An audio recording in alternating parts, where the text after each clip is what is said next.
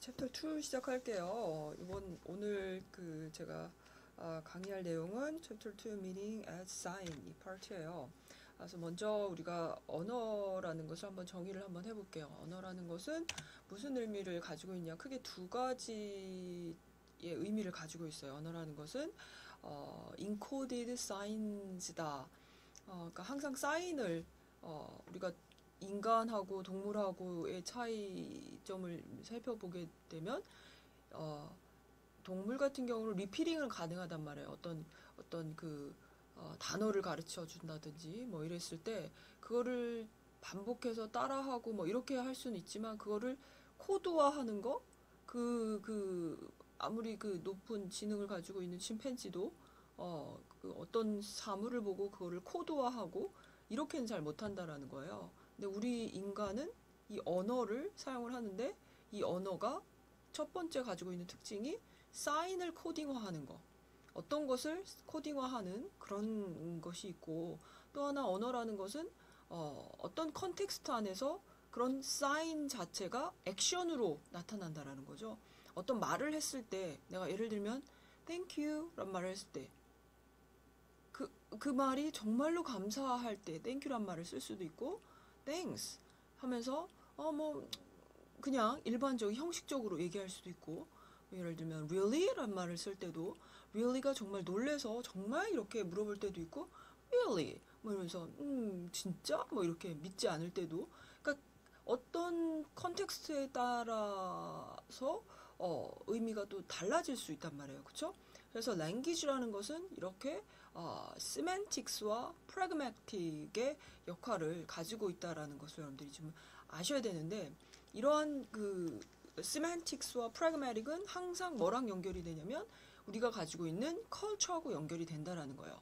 어떤 언어가 우리 뭐 용 얘기도 했었잖아요. 드래곤 얘기도 했었는데 드래곤이라는 의미가 서양에서 가지고 있는 의미와 동양에서 가지고 있는 의미가 좀 다르잖아요. 그쵸? 그게 뭐하고 연결이 된 거냐면 서양 문화라는 것과 동양 문화라는 것과 연결이 된단 말이에요. 그래서 항상 언어라는 것은 culture와 closely linked 된 상태에서 의미를 만들어 낸다. 이 파트를 우리가 오늘 공부를 할 건데요. 그래서 언어를 우리가 분석을 해보면요. language를 분석을 해보면 단어와 연결이 된 거잖아요. 그쵸? I like you. 그러면 I like you. 그쵸? I라는 단어가 있고 like라는 단어가 있고 you라는 단어가 있단 말이야. 그쵸? 그러면 I라는 말에 사운드가 들리죠. 그러면 I라는 사운드를 듣고 그 I가 무엇을 의미하는지 우리는 meaning이 함께 들어가 있단 말이야. 그게 바로 word예요. 그쵸? 그래서 우리가 지금 오늘 학습할 내용이 이 미닝을 그럼 어떻게 만드는 것이냐, 이 미닝이 어떻게 만들어진 것이냐, 이 부분을 우리가 좀 살펴볼 거예요. 근데 우리가 워드를 보게 되면 예를 들면 눈, 배, 뭐 낮, night 이런 단어들 있잖아요. 그러면 눈라고 했을 때 어떤 컨텍스트냐에 따라서 이게 가르치는 것이 사람이 가지고 있는 눈일 수도 있고 어떤 안목이라는 뜻이 될 수도 있고 하늘에서 내린 스노우의 의미가 될 수도 있고요. 그쵸? 어떤 컨텍스냐에 따라서 이 가지고 있는 단어가 사운드는 같지만 의미가 달라질 수 있단 말이야. 그죠? 자, 그래서 우리가 미닝이라는 것은 하나의 일종의 사인으로서 의미가 형성이 되는 거예요. 내가 하늘을 보면서 하늘에서 내리는 눈이 있는 상황에서는 눈이 참 예쁘다. 라고 했을 때 그 눈은 스노우의 의미야. 그런데 이제, 친구랑, 여자친구랑 이렇게, 같이 얘기를 하면서, 눈이 참 예쁘다. 라고 했을 때는 그 상대방의 eyes를 말하는 거란 말이에요. 그쵸? 그래서 우리는 이 language는 하나의 사인이고, 이 사인은 끊임없이 컨텍스트에 따라서 미닝 메이킹이 되는 것이다. 라고 보셔야 돼요. 그것이 바로 인간이 가지고 있는 유일한 동물하고 다른 유일한 차이점이에요. 인간은 이렇게 사인을 크리에이트 할 수 있는 능력을 가지고 있단 말이야. 앵무새는 뭐예요? 되게 잘 따라하잖아. 그쵸? 앵무새는 잘 가르치면요. 내가 얼마 전에 유튜브도 봤었는데, 막 사람 노래도 같이 부르고 따라하고 정말 인간처럼 노래를 너무너무 잘하는 앵무새를 본 적이 있어요. 그것처럼 그 동물도 따라할 수는 있거든. 근데 그 사인을 만들 수 있는 능력은 인간만이 가지고 있다라는 거지. 그게 우리가 그 동영상에서도 봤지만 그 에머리 대학의 교수가 발표한 내용에서도 나왔었잖아요. 그렇죠? 인간 브레인을 연구를 해봤더니 이런 셀 자체의 연결망이 자체가 다르다라는 거죠. 이 연결망이 우리는 미닝 메이킹을 할 수 있는 망으로 되어 있어. 그렇죠? 그래서 이렇게 인간이 가지고 있는 이러한 능력이 바로 이 사인을 만들어낼 수 있다. 이런 내용인데 그러면 이 사인이라는 것은 무엇을 말하는 것이냐? 결국은 두 가지를 포함했을 때 우리는 사인이라고 얘기를 할 수가 있어요. 예를 들면 로즈란 말을 했을 때 로즈가 내가 무엇인지를 알아야지만이 로즈라는 워드가 사인으로서의 역할을 할 수 있다라는 거죠. 그래서 rose라고 내가 글을 썼다든지 R-O-S-E 라고 했을 때 여러분들 연상이 되는 게 있을 거 아니야. 그리고 내가 rose라는 단어를 말했을 때 그 발음, 사운드가 여러분들 머릿속에 연상이 되는 게 있을 거 아니에요. 그게 바로 이제 뭐 이런 장미의 그 오브젝트가 여러분들이 떠오를 거야. 그죠? 그게 바로 signified예요. rose 단어라든지 발음은 signifier야. 그치? 그래서 이 signifier와 signified가 같이 존재할 때 우리는 사인이 비로소 만들어졌다라고 얘기를 하는 거예요. 그죠? 그래서 우리 linguistic 사인은 언어학적인 사인은 signifier와 signified로 구성이 되어 있어요. 예를 들면 허밍버드 같은 경우 허밍버드 좀 있는 것처럼 이렇게 내가 말을 했을 때 여러분들이 들었을 때 아 허밍버드가 이런 그림 내지는 이런 모양 이런 것들이 여러분들이 머릿속에 떠올라야 돼. 그지? 그러면 지금 허밍버드라는 linguistic 사인이 성립이 된 거예요. 그죠? 그래서 근데 이 사인이라는 것은 그 워드 자체 또는 오브젝트 자체 그것만 얘기하는 것이 아니라 결국은 사인이라는 것은 signifier와 signified 된 거. 그러니까 그 단어의 그 글을 쓴 거라든지 소리라든지 이거 signifier와 그것이 갖는 어떤 그 오브젝트 그것이 둘 다 관련이 되어서 성립이 될 때만이 우리는 사인이다라고 얘기를 할 수가 있어요. 그래서 근데 이제 사실 그 signifier와 signified가 정말로 one-to-one correspondence가 있냐? 아까 장미라고 했잖아요. rose. 그럼 장미가 사실 노란 장미도 있고 분홍 장미도 있고 빨간 장미도 있고 뭐 보라 장미도 있고 또 굉장히 종류가 많잖아요. 그쵸? 장미 하면 또 뭐 사랑이란 말도 떠오르고. 그래서 사실은 signifier와 signified는 perfect fitting 또 내지는 perfect한 correspondence는 있지 않아요. 그리고 우리가 왜 이거를 마우스라고 그랬고 이걸 왜 펜이라고 하고 이런 것들이 어떤 one-to-one correspondence는 사실은 우리가 찾을 수 없어. 그래서 우리는 linguistic 사인을 굉장히 arbitrary라고 얘기를 해요. 임의적으로 만들어졌다. 그리고 그 linguistic 사인은 이원론적인 성격을 가지고 있어요. 그러니까 대칭적이지 않다라는 거야. 예를 들면은 lion라고 했어. 사자. 그러면은 이거는 뭐 동물의 왕이잖아요. 그죠? 동물의 왕 우린 그런 이미지가 있어. 그지? 그렇지만 lion 말고 어떤 power, strength 이런 거를 또 라이언이 가지고 있잖아. 의미가. 그죠? 그러면 strength라는 의미를 또 가지고 있단 말이야. 근데 이 strength라는 의미를 가지고 있는 단어는 예를 들면 물이라는 단어도 있죠. 뭐 horn 이런 단어도 굉장히 그 powerful한 strength의 의미를 또 가지고 있단 말이야. 그런데 예를 들면 무 하면은 주식이 오른다든지 아니면 뭐 horn 하면은 어떤 영혼을 얘기를 한다든지 또 의미가 또 다른 얘기를 해준단 말이에요. 의미를 만들어낼 때. 그래서 어떻게 라이언은 파워다. 파워는 horn이다. 이렇게 탁탁탁탁 매칭 작업이 사실은 안 된다라는 거야. 그래서 우리는 linguistic 사인은 굉장히 임의적이고 asymmetrical 해서 굉장히 비대칭적인 구조를 가지고 있다라고 얘기를 할 수가 있겠습니다. 그리고 이 사인은 이런 특징을 가지고 있어요. 첫 번째는 디노테이티브 특징적을 가지고 있어. 여러분들 보시면 rose 하면은 딱 떠오르는 게 꽃이죠. 일단은 꽃이라는 게 떠오른단 말이야. 뭐 이렇게 가시가 일단 있고 좀 삐죽삐죽한 가시가 있고 또 굉장히 빨갛고 뭐 핑크고 예쁘고 뭐 이런 꽃의 모양이 바로 디노테이티브적인 미닝이에요. 로즈에 대한. 그지? 근데 그 로즈 하면은 또 여러분들은 사랑, 열정, 아름다움 이런 것들이 또 떠올라요. 그거는 커노테이티브적인 미닝이야. 오케이? 그래서 어떤 단어들은 대체적으로 그러니까 직접적인 의미가 있고 또 함축적인 의미를 보통 가지고 있어요. 그렇죠? 그리고 아이코닉 미닝이라는 것은 예를 들면 웁스, 와우, 렉 해서 어떤 상황에서 그 상황을 정말 이미지로 보여주는 의미를 우리는 아이코닉 미닝이라고 해요.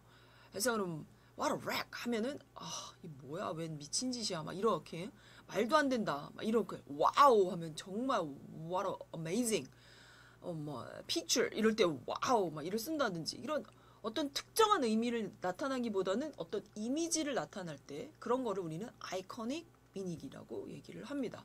그래서 사인은 어떤 이렇게 디노테이티브적인 커노테이티브적인 아이코닉한 미닝들을 가지고 있습니다.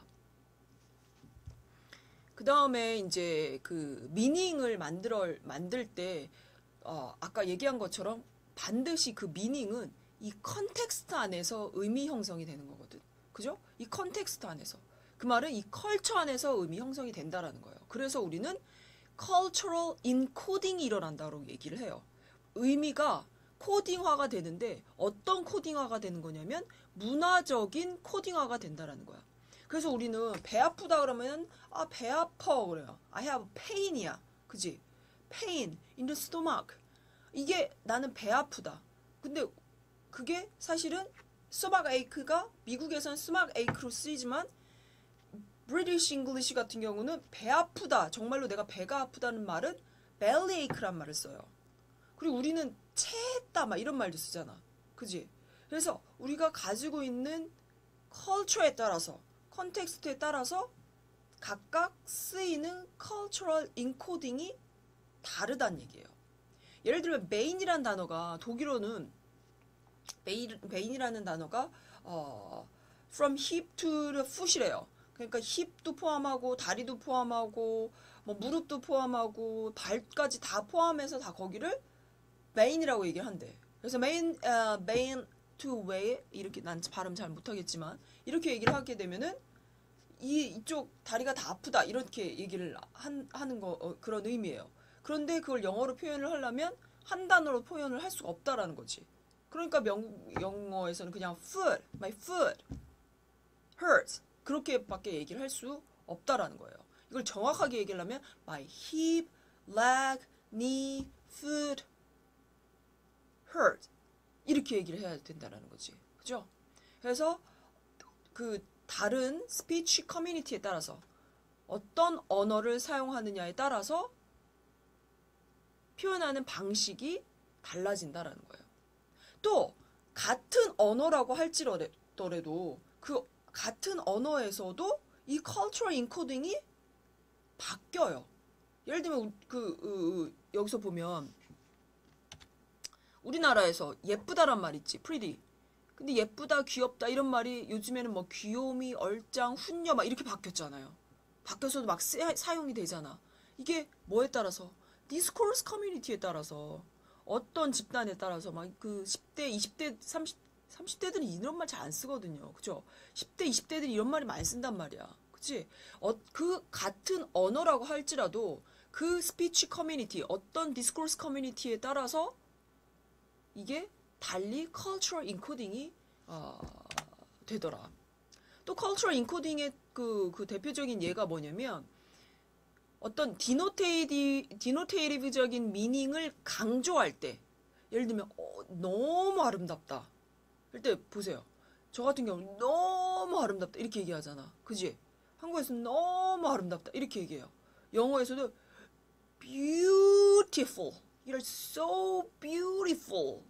하면서 beau의 모음을 쭉 늘려주면서 그 아름답다라는 말을 강조해요. 근데 프렌치 같은 경우는 강조할 때 어떻게 하냐면 그 말을 반복해. 진짜 예쁘다. 이렇게. fight. 이게 퀵 이런 말이래요. 그래가지고 그 말을 반복해서 강조할 때는 반복해서 사용하는 것이 프렌치인데 영어나 한국어 같은 경우는 정말로 그 모음을 쭉 늘려준다든지 그렇게 하는 문화에 따라서 달리 사용을 하더라. 또 보면은 그 사운드 시밀러리티가 그 시멘틱 릴레이션을 갖느냐 안 갖느냐 언어에 따라 다르다라는 거예요. 보면은 bash, mash, smash, crash, dash 하면은 ash로 끝나는 단어들은 일단 느낌이 그래. 잉글리시에서 이런 느낌이 있어.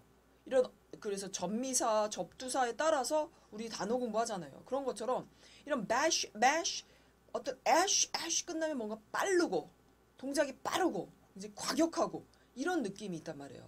그런데 프렌치에서는 전혀 그런 게 없어요.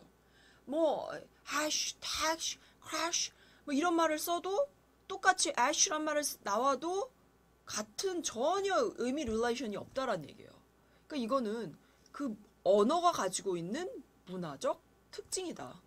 cultural encoding이다 라고 볼 수가 있겠습니다. 그래서 우리가 지금 의미를 만드는 이 linguistic sign은 다 cultural sign이다 라고 볼 수가 있겠습니다. 그 다음에 이제 cultural sign이 그 의미를 만드는 데 있어서 또 굉장히 중요한 역할을 하는 게 바로 semantic cohesion이에요. 의미를 이렇게 응집력 있게 의미를 만들어 가는 건데 그 역할을 하는 것 중에 대표적인 것이 cohesive device예요. 그 앞에 것이 무엇을 나타내는 프로나운이냐, 그리고 어떤 그 같은 사운드를 가지고 있는 단어를 사용을 하느냐, 또 words related to the same idea. 그래서 sun, summer 뭐 이런 것들은 어떤 그 소리나 이런 건 다르지만 어떤 같은 이미지를 가지고 있다라는 거죠. 그래서 언어를 사용을 할 때는 이런 식으로 cohesive device를 사용을 해서 최대한 그 컨텍스트에 일관성 있게 의미를 만들어 간다라는 거예요. 그리고 전에 prior text, previously 어떤 의미로 사용이 됐다면 그 단어는 다음에 시대가 흘러도 또 그 의미로 사용이 된다라는 거예요. 그래서 Russia라는 러시안 랭귀지에서 Russia란 말은 사실은 person's inner core의 의미를 가지고 있어요. denotative meaning이 person's inner core의 의미를 가지고 있어. 근데 도스토옙스키가 그 죄벌이라는 작품을 쓰면서 이 더샤라는 단어가 goodness and truth의 의미를 가지고 그 작품이 쓰여지게 됐어요. 그래서 그 의미를 goodness나 truth를 connotation을 한단 말이야.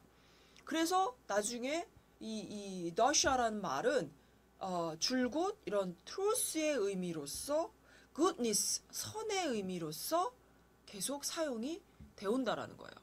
또 메타포가 굉장히 중요한 semantic cohesion의 역할을 하는데요.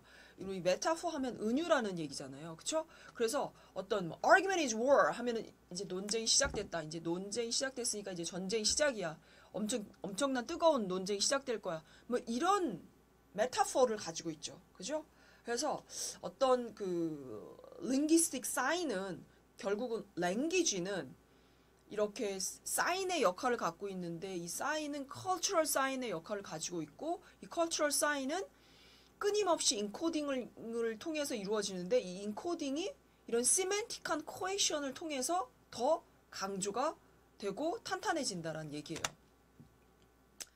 그리고 또 아까 러시아라는 러시안 랭귀지 나왔었잖아요. 그죠? 근데 도스토옙스키가 그 죄아벌이라는 작품을 쓰면서 러시아라는 단어가 아까 goodness라는 걸로 connotation을 썼어요. 그쵸?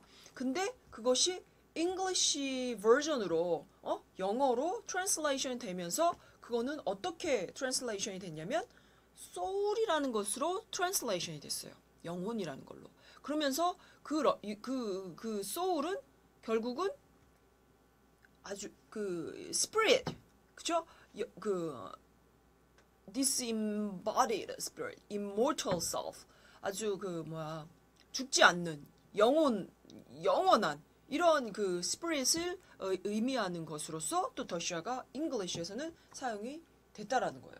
이런 식으로 의미가 different culture에 따라서, different language에 따라서, different culture에 따라서 semantic cohesion이 differently 하게 일어난다라는 거죠. 그죠? 그래서 이런 계속 인코딩이 일어나는데 이런 인코딩은 semantic meaning은 그 사람들이 사는 문화, 그 사람들이 사는 단어, 그 사람들이 사는 어떤 세상 이거를 다 리플렉팅을 해주고 있다라고 볼 수가 있겠어요. 그래서 우리가 linguistic sign은 아까 arbitrary라고 했지만 사실은 semantic meaning은 arbitrary하지 않다라는 거예요. 우리가 이게 볼펜이다, 이거를 볼펜이다라고 사인을 만들었지만 이것의 semantic meaning은 의미론적인 의미는 매우 임의적이지 않다라는 거예요. 문화에 따라서 이 semantic meaning은 다르게 사용이 된다라는 거죠. 그래서 결국은 사인은 arbitrary 하면서도 non-arbitrary해. arbitrary하다라는 것은 사인 자체는 어떤 natural connection이 없어. 결국은 이걸 볼펜이라고 하고 이거를 셀폰이라고 하는데 이것에 대한 왜 이걸 셀폰이라고 했고 이걸 왜 볼펜이라고 했는 어떤 커넥션이 사실은 없어요. 하지만 이거를 사용하는 사람들이 의미를 만들어 나간다라는 거지. 이것을 의미를 만들어 나갈 때는 내가 볼처럼 생긴 앞에 있는 것과 펜처럼 생긴 이 기다란 걸로 해서 두 개를 합해서 볼펜이라는 것을 만들어서 이거를 끊임없이 쓴다라는 것을 내가 내 생각을 전달하기 위해서 볼펜이라는 것을 임의적이지 않게 만들었다라는 거야. 그지? 그러니까 words라는 것은 결국은 우리 삶의 일부를 보여주는 임의적이지 않은 것이 바로 우리가 만들어낸 linguistic sign이라는 거예요. 그렇죠? 그러니까 사인 자체는 arbitrary 할 수 있지만 이 사인을 만들어내는 것은, 그치? creating 하는 것은 non-arbitrary 하다라는 거지. 그쵸? 그래서 결국은 우리가 다 쓰는 그 말과 우리가 생각하는 것은 결국은 하나로, 한 컬처에서 이루어진다라고 볼 수가 있겠습니다. 그래서 다시 얘기하지만 사인은 만들어지는 거예요. 인간만이 가지고 있는 커패시티로. 인간이 가지고 이거를 만들 수 있는 능력을 가지고 있어. 그게 인간이야. 그래서 사인은 arbitrary하게 만들어져. 하지만 cultural pattern을 만들어. 그 사인을 가지고 meaning making을 한다라는 거예요. 그러니까 사인 메이킹하고 사인을 인터프리팅 하는 이런 것들은 사인을 만들어내고 사인을 해석하고 이런 시멘틱 코딩이 일어나는 것은 그 말을 사용하는 사람들이 그 컬처에 맞게 내 생각을 전달하기 위해서 다른 사람한테 내가 생각하는 것을 영향력을 미치기 위해서 내가 어떤 목적을 갖고 이렇게 디자이어가 있기 때문에 내가 필요가 있기 때문에 그거를 만들어 나간다라는 거야. 사인 의미를 만들어 나간다라는 거죠. 그래서 linguistic sign은 결국은 굉장히 motivated 된 sign이다라고 얘기를 할 수가 있겠어요. 내가 아무 모티베이션이 없으면 그냥 사인은 arbitrary로 끝이야. 그렇지만 내 여기에서는 귀염이란 단어를 내가 만든 거야. 왜냐면 그것이 훨씬 더 그 사람을 pretty를 더 의미를 더 이렇게 격상시킬 수 있는 의미로 나는 귀요미라는 단어를 한국 문화에서 만들었다는 거지. 그러니까 그거가 필요한 거야. 아, 난 더 정말 예쁘다라는 것을 표현해주고 싶은 거야. 그래서 그런 모티베이션을 가지고 링귀스틱 사인이 만들어졌기 때문에 우리는 링귀스틱 사인을 모티베이티드 사인이다 라고 얘기를 할 수가 있겠다. 마지막으로 이제 심벌 얘기가 나오는데요. 이 사인은 결국은 이 어떤 것을 상징을 하게 되죠. 그래서 링귀스틱 사인은 예를 들면 디모크라시 하면은 자유, 어떤 많은 선택을 할 수 있는 거고, 프렌치 레볼루션, 메이 68, 5월 혁명 뭐 이런 것들은 굉장히 어떤 새로운 변화 이런 것들을 의미하고, 홀로코스트, 사실 디노테이티브 미닝은 홀로코스트 하면은 대참사 뭐 이런 뜻이잖아요. 그쵸? 근데 홀로코스트는 지금 여러분들 홀로코스트 하면 떠오르는 게 뭐예요? 유태인은 학살이 떠오르잖아요. 그쵸? 대학살 이런 의미가 돼버렸잖아. 그지? 그래서 이런 사인은 결국은 심벌로서도 역할을 하더라. 뭐 이런 얘기가 되겠습니다. 그래서 우리가 그 문화에서 굉장히 내추럴리 받아들일 수 있는 사인들은 우리는 legitimate한 심벌이라고 얘기를 해요. 근데 내 문화에서 그 무슨 소리야? 받아들일 수가 없어. 그런 것들을 우리는 탭으로 치부를 하게 되죠. 그래서 여기 이 챕터의 키 포인트는 뭐냐면, 우리가 사인이라는 것은 링귀스틱 사인이라는 것은 임의적으로 만들어진 사인이지만 그 사인을 통해서 의미를 만들어 나간다는 거죠. 그 사인을 통해서 볼펜이라는 것을 통해서 셀폰이라는 것을 통해서 우리는 의미를 만들어 나가는데, 그 의미를 만드는 작업은 매우 비임의적이라는 거예요. 내가 어떤 필요에 의해서 내가 어떤 것을 원하기 때문에 어떤 것을 영향력을 미치기 위해서 나의 파워를 보여주기 위해서 하는 이런 cultural한, social한 의미를 가지고 있다. 그렇게 보시면 되겠습니다. 네, 여기까지 할게요.